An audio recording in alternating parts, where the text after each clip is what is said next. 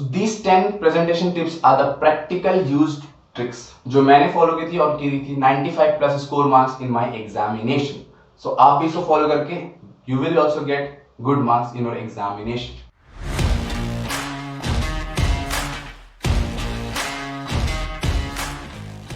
So hello everyone, welcome back to your आपका अपना channel शुभ achievers. तो इस वीडियो में हम बात करने वाले हैं वो ऐसी क्या प्रेजेंटेशन स्किल्स होती है, वो प्रेजेंटेशन टिप्स ऐसी क्या होती हैं जिसको एक टॉपर बच्चा फॉलो करके 95 प्लस मार्क्स स्कोर कर रहा होता है अपने एग्जामिनेशन से. So let's discuss with that. तो मैं इस वीडियो में आपको 10 ऐसे इंपॉर्टेंट प्रेजेंटेशन स्किल्स बताऊंगा जो आप फॉलो कर सकते हैं अपने बोर्ड एग्जामिनेशंस में. So let's begin with the video of first topic.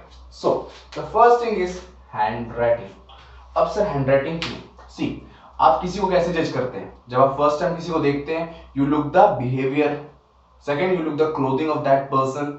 वैसे ही जब आपकी जो कॉपीज जा रही होती है बोर्ड एग्जाम्स में, तो वहां पर आपको कोई रोल नंबर नहीं होता, वहां पर आपको कोई भी नेम नहीं होता. वहां पर जो इन्विजिलेटर है या फिर चेक करने वाला बंदा है, वो आपकी कैसे कॉपी चेक कर रहा होगा? वो आपकी हैंडराइटिंग को देख रहा होगा. अगर आपकी हैंडराइटिंग अच्छी नहीं है तो हमारा क्या जाता है कि समझ नहीं आ रहा तो I will skip the answers, बहुत अच्छे से नहीं चेक करूंगा, इंटरेस्ट नहीं ले रहा हूं. उनके पास सैकड़ों कॉपियां होती हैं. बट अगर आपकी हैंडराइटिंग अच्छी है, जैसा आप सभी ने देखा होगा लड़कियों को ज्यादा मार्क्स मिलते हैं. क्यों? बिकॉज दो उनके पास क्या है, प्रेजेंटेशन स्किल्स है. वो बहुत अच्छे हैंडराइटिंग से लिखती हैं, प्रेजेंट अच्छे से करती है, इसलिए उनके मार्क्स ज्यादा अच्छे आ रहे होते हैं. ये पॉइंट ट्रू है कि नहीं, मुझे कमेंट में जरूर बताना. ठीक है. सो अपने हैंडराइटिंग में बहुत अच्छे से आपको फोकस करना है और आपको बहुत अच्छे से लिखना है. मीन्स आप प्रॉपर हैंडराइटिंग की प्रैक्टिस कर रहे होंगे. ठीक है. अब हम बात करते हैं second, that is good pen. अब गुड पेन क्या होता है? सी देखो, आप सभी के पास बहुत अच्छे पेन्स होंगे, बट मेरे साइड से मैं आपको ये कहूंगा वो पेन यूज करिएगा जो आप रेगुलरली यूज कर रहे हैं. ये नहीं बोर्ड एग्जाम्स में जा रहे हैं कुछ अच्छा सा पेन ले लिया कि बहुत अच्छे से लिखेंगे, नहीं. उससे आपकी ग्रिप खराब हो सकती है क्योंकि आपकी आदत एक उस पेन की है जो आप रेगुलरली यूज कर रहे हैं. फ्रॉम माई साइड मैं तो वो 2 रुपए वाला पेन यूज करता हूँ, दैट इज योर लिकोफेको पेन, जो आजकल 3 रुपए में आ गया है. But the grip is good, बहुत अच्छा ग्रिप आता है और हैंडराइटिंग भी अच्छे से आ रही होती है. सेकेंड है, आपको अपना अल्फाबेटिकल ऑर्डर प्रॉपर रखना है. मीन्स आप जिस फॉर्मेट में लिख रहे हैं उसी फॉर्मेट में लिखना है. ये नहीं कहीं पर बड़ा लिख दिया, कहीं पर छोटा लिख दिया, कहीं भी हम कुछ भी बना रहे हैं, ए ऐसे बना दिया, कभी कैपिटल ए बना दिया तो ए अल्फा जैसा बना दिया. नो, आपको एक प्रॉपर अल्फाबेटिकल ऑर्डर फॉलो करना होगा. आपको अपने पूरे पेपर में एक ही जो लैंग्वेज है या एक अल्फाबेटिकल ऑर्डर में ही लिखना होगा. ये नहीं हम स्टार्टिंग में तो नॉर्मल लिख रहे हैं, उसके बाद हमने कर्सिव लिख दिया, फिर हमने नॉर्मल लिख दिया. नो, आप एक ही अल्फाबेटिकल ऑर्डर या हैंडराइटिंग फॉलो कर रहे होंगे या पूरा प्रेजेंटेशन फॉलो कर रहे होंगे. राइट. अब हम बात करते हैं थर्ड, कि प्रॉपर स्पेसिंग देना. प्रॉपर स्पेसिंग क्यों? अब अगर मैं यही वर्ड्स को साथ में लिख दूं तो ये गिव प्रॉपर हो जाता. बट देखो, मैंने यहां पर एक 1 फिंगर डिस्टेंस दिया है, तो यहां पर एक 1 फिंगर डिस्टेंस दिया है. अब एक प्रैक्टिकली सिचुएशन बताता हूं जो मेरे साथ हुई थी. हमारी एक मैम थी क्लास 6 में, तो वो हमको मेटल स्केल से यहां पर मारा करती थी. राइट. यहां पर क्यों मारने का फायदा क्या है? क्योंकि उन्होंने हमें बोला था जब भी आप लिखेंगे आप 1 फिंगर डिस्टेंस लिखेंगे. लेट्स सपोज मैं यहां पर शुभम लिख रहा हूं. ओके. सो इसके यहां पर अगर मैं कुछ लिखता हूं तो यहां पर जो वर्ड स्पेसिंग है वो 1 फिंगर डिस्टेंस होनी चाहिए. ये हमारी आदत डाल दी गई थी फ्रॉम 6th क्लास. वैसे जब भी आप कोई भी चीज लिखेंगे तो प्रॉपर स्पेस मेंटेन करेंगे. आप ऐसा नहीं कहीं पर बहुत ज्यादा क्लोज लिख रहे हैं, कहीं पर बहुत ज्यादा स्पेस दे रहे हैं. No, there should be a proper spacing between the words. Right. तो ये 3 थी आपकी हैंडराइटिंग की सब पॉइंट्स. राइट. अब हम बात करते हैं सेकंड, हमारा क्या है? अंडरलाइन. क्या चीज अंडरलाइन करनी है? सो अंडरलाइन करनी है आपको highlight the important terms and keywords.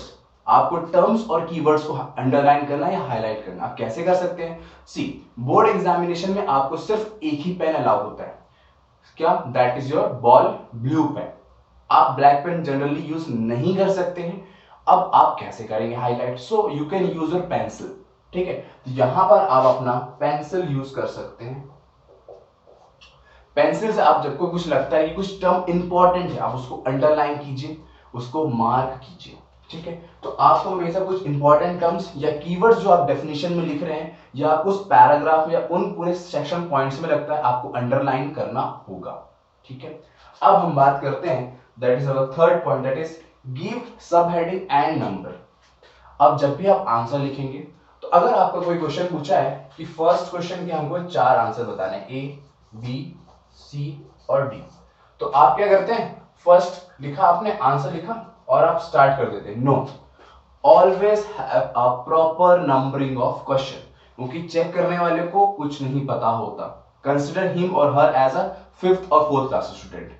आप उसे समझिए उसे कुछ नहीं आता, आप उसे समझा रहे हैं, ठीक है। तो आप जब भी क्वेश्चन लिखें तो mark the question number properly, mark the sub question properly, कि फर्स्ट का ए का आंसर ये है, फर्स्ट का बी का आंसर ये है, फर्स्ट का सी का आंसर ये है, फर्स्ट का डी का आंसर ये।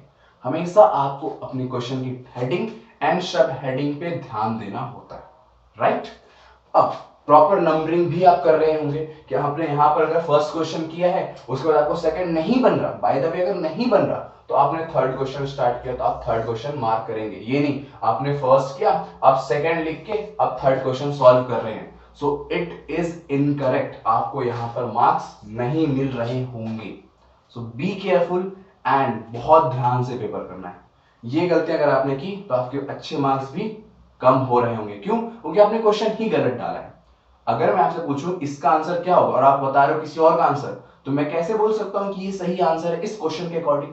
तो वही चीज है। तो हमेशा आपको अपने प्रॉपर नंबरिंग के बारे में ध्यान देना है, राइट।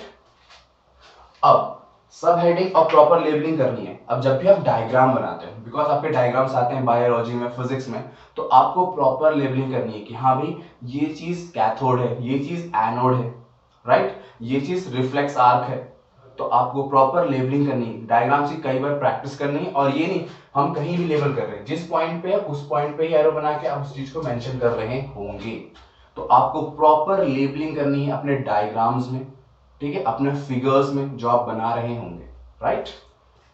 अब हम बात करते हैं fourth point, that is avoid scribbling. Generally क्या होता है, जब हमारे क्वेश्चंस हम लिख रहे होते हैं, हम लिखते लिखते गलतियां कर देते हैं, ठीक है, और हम क्या करते हैं उस चीज को ऐसे ऐसे ऐसे ऐसे काट लेते हैं। नो, अवॉइड स्क्रिबलिंग, उस पे आप ओवरराइट मत करिए। आपने अगर गलती कर दी है, just cut like this and go for the next word और द नेक्स्ट टॉपिक, जो चीज आप लिख रहे हैं। आप कभी भी ऐसे ऐसे ऐसे ऐसे उस पर ऐसे ऐसे नहीं करेंगे। ये एक बैड इंपैक्ट बनाता है आपका उस चेकर पे कि आपने स्क्रिबलिंग की है, आपको वे ऑफ रिप्रेजेंटेशन नहीं आ रहा है, ठीक है। तो आप इस चीज को ध्यान देंगे कि आप जब भी कोई भी आंसर अगर आपसे गलती से गलत हो जाता है तो आप क्या करेंगे, just cut like this and right the next word. So avoid scribbling and do not overwrite your mistakes, या फिर किसी भी चीज को आप काट कर। अगर मैं वैल्यू 7 लिख रहा हूं, लेट्स सपोज मेरा कोई मैथ्स का क्वेश्चन मैंने सॉल्व किया और मेरा आंसर 7 आ रहा है, अब मैंने इसी को ऐसे ऐसे कर दिया, फिर यहाँ पर 3 लिख दिया, तो इससे क्या होगा, गंदा एक इमेज जा रहा होता है कि आपको आंसर क्लेरिफाई नहीं है, आपको पता ही नहीं है कि इसका आंसर कैसे आया और डाउटफुल सिचुएशन में है आप, तो आपको जो क्वेश्चन है बहुत डीपली चेक होना चालू हो जाता है।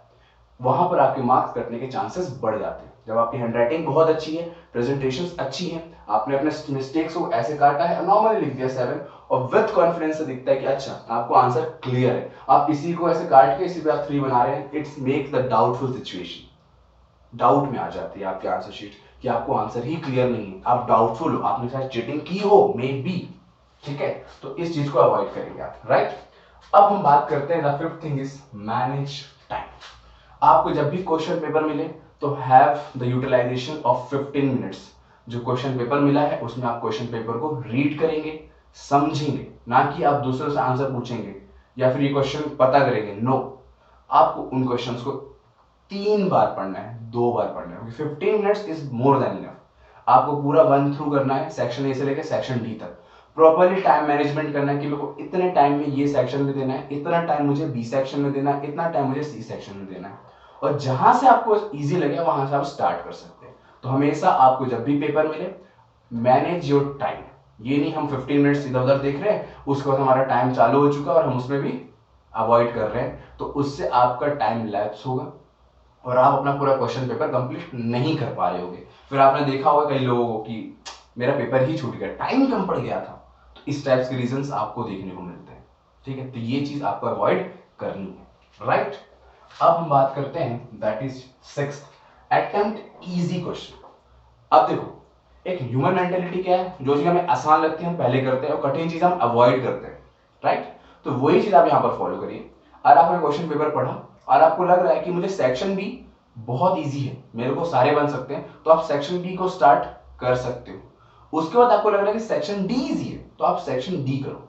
ये नहीं आपको सेक्शन ए नहीं बन रहा और आपने स्टार्टिंग में ही सेक्शन ए स्टार्ट कर दिया और आप वहां स्क्रिबलिंग चालू कर दी, आपके डाउटफुल आंसर आ रहे हैं, आप क्लियर नहीं हो, तो उससे एक इन्विजिलेटर के माइंड में ये इमेज जाती है कि आपके आंसर्स गलत है, आप कॉन्फिडेंट नहीं हो, आपके कंसेप्ट क्लियर नहीं है। सो हमेशा ऐसे सेक्शन से स्टार्ट करना, ऐसे क्वेश्चन से स्टार्ट करना जहां पर यू आर कॉन्फिडेंट इनफ, आपके आंसर्स आपको पता है, आप उस चीज को लेके क्लियर हो। इससे आपकी पेपर प्रेजेंटेशन एक इन्विजिलेटर के माइंड में जाता है कि okay this student notes everything from starting, तो बहुत अच्छा इमेज जाता है और उससे आपकी कॉपी चेकिंग है बहुत स्मूथ और अच्छी हो जाती है, राइट। अब हम बात करते हैं that is seventh point, read question thrice and use reading time. मैंने अभी आपको बोला कि मिनिमम आप 3 बार कोशिश करेंगे। एक बार में हमें क्वेश्चन कभी कभी समझ में नहीं आता, दोबारा जब हम पढ़ते हैं तो क्वेश्चन हमें थोड़ा सा समझ में आ जाता है, और जब हम थर्ड टाइम पढ़ते हैं तो हमें क्वेश्चन पूरा समझ में आता है। तो कोशिश करें कि आप 3 बार मिनिमम पढ़ें एक क्वेश्चन को, क्योंकि इससे आपको क्वेश्चन में क्या चीज पूछ रहा है आपको क्लियर होता है। कभी कभी हमें होता है, लेट्स सपोज मैं इधर एपी की बात करूं, मैथ्स में एपी हमें पूछ रहा है ए और डी, और आप निकाल के बैठ जाते हैं general form of AP that is a plus D. तो कभी कभी एक सिचुएशन होती है कहां पर आप गलतियां कर सकते हैं। तो एक बार क्वेश्चन को पढ़ेंगे, अगर आपको कुछ समझ नहीं आ रहा don't leave it, second time पढ़िए, आपको समझ में आएगा okay we need to find a here. इसके वजह आप थर्ड टाइम पढ़ेंगे तो आपको क्लियर हो जाएगा, अच्छा मुझे ए के साथ डी भी फाइंड करना, मुझे फर्स्ट टर्म के साथ कॉमन डिफरेंस भी फाइंड करना है। तो हमेशा आप उस 15 मिनट्स को बेस्ट यूटिलाइजेशन कीजिए और उसको अच्छे से आप क्वेश्चन पेपर को थ्राइस पढ़ रहे होंगे। So always read the question paper, try to read it thrice in 15 minutes, right. अब हम बात करते हैं that is our 8th point, answer accordingly. अब हमें पता है कि भाई क्वेश्चन पूछ रहा है कि व्हाट इज अलॉय, तो हम चले गए भाई, हम पहले गैल्वेनाइजेशन समझा दिया हमने, फिर हमने कुछ और टर्म समझा दिए, फिर हम उसके बाद हम लिख रहे हैं क्या, that was your what is alloy. No, it is wrong. आपको जिस क्वेश्चन में जितना पूछा है और जितने मार्क्स का है आपको उस अकॉर्डिंग आंसर लिखना होता है। अगर आपको 2 मार्क्स का क्वेश्चन और आप लिख रहे हैं 4, 5, 6 pages, this is a waste of time, और आप कुछ भी लिख रहे हैं तो आपको मार्क्स नहीं मिलेगा। जो क्वेश्चन की डिमांड है आप उस क्वेश्चन के अकॉर्डिंग आंसर दे रहे होंगे। अगर आपसे पूछा व्हाट इज गैल्वेनाइजेशन, तो आप पहले लिखिए गैल्वेनाइजेशन होता क्या, डिफाइन गैल्वेनाइजेशन, उसके बाद उसका प्रोसेस लिखिए, उसमें क्या क्या चीजें इन्वॉल्व होती हैं वो लिखिए, तो आपको फुल मार्क्स मिल रहे होंगे। अगर आप टॉपिक से इधर उधर लिखते हैं तो इन्विजिलेटर नो कि क्वेश्चन की डिमांड क्या है और आंसर आपने क्या लिखा है। सो राइट द आंसर अकॉर्डिंगली, जितना क्वेश्चन पूछ रहा है, जितने मार्क्स उसके लिए अलॉटेड है, उस अकॉर्डिंग आप आंसर लिखेंगे, right. And the 9th point is use fresh page.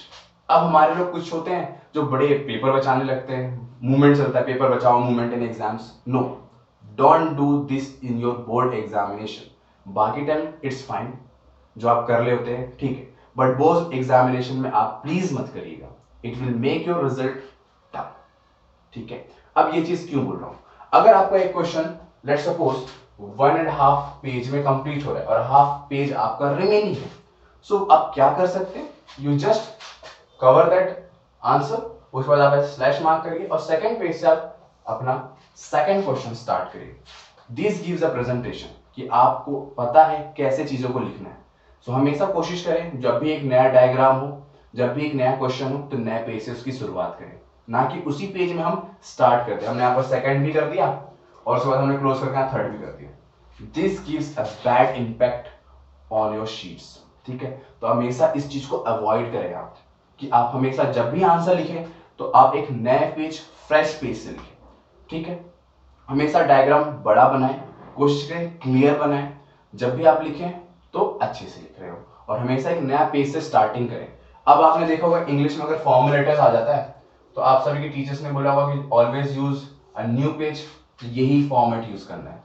जब भी आपका एक नया क्वेश्चन आए, मेल आए, ईमेल आए, इट विल बी नोटिस आए, तो सब कुछ हमने आपने देखा होगा कि आपके जो इंग्लिश के टीचर हमेशा गाइड करते हैं यूज फ्रेश पेज, तो यही चीज आपको यहाँ पर फॉलो करनी है। जब भी आप एक नया क्वेश्चन सॉल्व करें, सी द स्पेस, अगर स्पेस नहीं है तो अवॉइड करें और कोशिश करें एक नया फ्रेश पेज से आप स्टार्ट करें, राइट। और जब भी आप अपना आंसर क्लोज करते हैं, मींस लेट्स सपोज यहाँ मैंने क्वेश्चन 1 स्टार्ट किया था, तो आप ऐसे एक लाइन खींच सकते हैं पेंसिल से। इससे बहुत बड़ा इंपैक्ट आता है, ये मैंने खुद प्रैक्टिकली यूज किया हुआ है। These are the practical used application which I used to score good marks. अब यहाँ पर आपने आंसर लिखा, उसके बाद आप आंसर को क्लोज करें, उसके बाद आप अपना सेकंड आंसर स्टार्ट कर सकते हैं। तो इस प्रोसेस को फॉलो करना जरूरी है, राइट। अब मैं आपको एक चीज और बताता हूं जो आपको यूज करना चाहिए, that is your rough work. हमेशा आपने देखा होगा आप अपना रफ वर्क कहां पर कर रहे होते हैं, लास्ट पेज में। No, it's a bad thing. जितना आप इन्विजिलेटर के लिए चीजों को आसान करेंगे, उतने मार्क्स आपको इफिशिएंटली दे रहा होगा आपका चेकिंग वाला टीचर। कैसे? See, if you are writing an equation that is 2x equals to 4, अगर आपने इसको डिवाइड किया है तो आप राइट साइड में, आंसर शीट के राइट साइड में एक मार्जिन कीजिए। अब यहाँ पर आप 4 को डिवाइड करिए 2 से, तो आंसर आपके पास आएगा 2। तो आपकी जो भी रफ वर्क है वो लास्ट पेज में ना करके आप right side of the page करेंगे। इससे आपको काफी ज्यादा हेल्पफुल होगा इन्विजिलेटर के लिए या फिर चेकर के लिए। वो आपको इजीली मार्क्स दे रहा होगा कि आपके कैलकुलेशंस वो खुद से नहीं करेगा, वो आपके कैलकुलेशन यहाँ पर ही इजीली चेक कर पा रहा होगा, रिलेट कर पा रहा होगा, और आपको आंसर यहीं पर मिलेगा। तो आपको इफिशिएंटली, आपने उसका टाइम बचाया, तो वो आपके मार्क्स बहुत अच्छे से स्मूथली दे रहा होगा, इफिशिएंटली आप स्कोर कर पा रहे होंगे, राइट। अब बात आती है आंसर पॉइंट वाइज। हमेशा आंसर को पॉइंट के अकॉर्डिंग लिखना है, ये नहीं हम पैराग्राफ भर रहे हैं। हिस्ट्री के क्वेश्चन आ गया, हमने सर 3 पेज में आंसर लिखा है, नो। इन्विजिलेटर के पास या फिर चेकर के पास इतना टाइम नहीं होता कि वो आपके पूरे पैराग्राफ को पढ़े। So always try to write the long answer in point wise. आप हमेशा आंसर कोशिश करिए पॉइंट में लिखिए 1 2 3, या फिर आप प्रॉपर नंबरिंग यूज कर सकते हैं अल्फाबेटिकल, दैट इज ABCD। हमेशा लॉन्ग आंसर्स को पॉइंट में लिखेंगे आप, राइट। अब कोई भी चीज अगर डिफरेंस पूछ रहा है, tell me the difference about osmosis and reverse osmosis, so आप टेबुलर फॉर्म में रिप्रेजेंट करेंगे, उसमें आप बताएंगे डिफरेंस, नहीं कि आपने लिख दिया पॉइंट में और आंसर दिया। नो, हमेशा कोशिश करें अगर वो चीज टेबुलर फॉर्म में डिफरेंस पूछी गई है तो यूज द टेबुलर फॉर्मेट। वहां पर टेबल बनाइए प्रॉपर पेंसिल से, उसके बाद उसका डिफरेंस आप प्रेजेंट करेंगे, ठीक है। अब हम बात करते हैं second, that is your flow chart. जहां पर आपको कोई भी प्रोसेस समझानी है, कन्वर्जन समझाना है कि ये चीज कैसे हुई, तो always use the flow chart. Flow chart will be very beneficial. आपको इससे आप प्रेजेंट करते हैं कि आपकी आइडियोलॉजी, थिंकिंग एबिलिटी क्या है, ठीक है। आपने आंसर लिखा, दैट इज गुड, डेफिनेशन बताया, दैट इज गुड, बट अगर आप किसी प्रोसेस को फ्लो चार्ट के थ्रू समझा रहे होते हैं, so that gives an extra effort in your marks. उससे आपकी मार्क्स बढ़ने के चांसेस होते हैं। वहां पर अगर कोई मार्क्स कट भी रहे हैं तो वो नहीं कटते, क्योंकि वहां पर चेकर देखता है कि you have represented the answer in a different form. So हमेशा अगर वहां पर कोई फ्लो चार्ट बन रहा हो, so always make that, and that will give you a good answer and a good marks in your exam, right? अब हम बात करते हैं कि माइंड मैप। हाँ, माइंड मैप बना के चलना है आपको कि आपको कौन सा सेक्शन पहले करना है, कौन सा सेक्शन नहीं करना है, और क्या गलतियां आपने की थी लास्ट एग्जाम में उसको रिकॉल करके आपको प्रॉपर माइंडसेट के साथ अपने बोर्ड्स के एग्जामिनेशन देने हैं। और इन 10 पॉइंट्स को आप स्क्रीनशॉट भी ले सकते हैं। इन 10 पॉइंट्स को आपको फॉलो करना है to get more than 95 plus or 90 plus in your marks in your examinations. So अगर ये वीडियो अच्छी लगी हो तो लाइक करना, शेयर करना अपने दोस्तों के साथ और चैनल सब्सक्राइब करना। Let's meet in our next video. Till then, bye bye.